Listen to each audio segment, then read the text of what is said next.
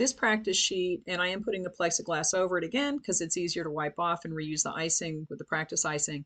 But this one has curves on it, and this is a shell border tip, and you can use a straight tip for this. It doesn't matter. You can use whatever tip you want to make these curves, because when you're decorating a cake, you can do a lot of different effects if you kind of get this scroll work pattern down.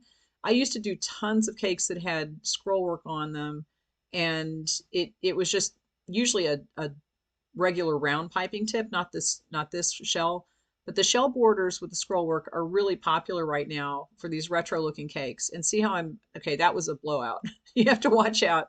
But see, this is how you scrape the icing off. It's so easy when you have these plexiglass covers on it.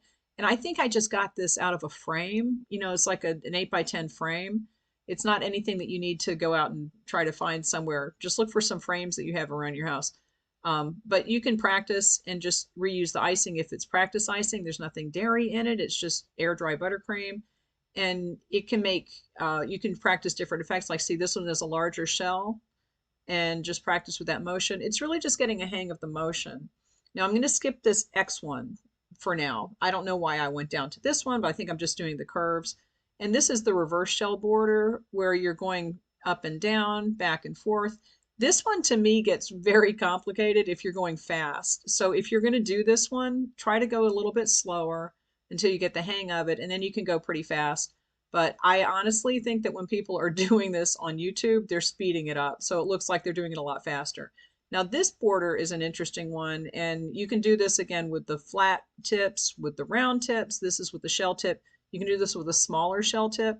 This one is a little bit larger. I'm not sure what number tip this is, but it's a little bit larger than I might do it if I was going to do that pattern.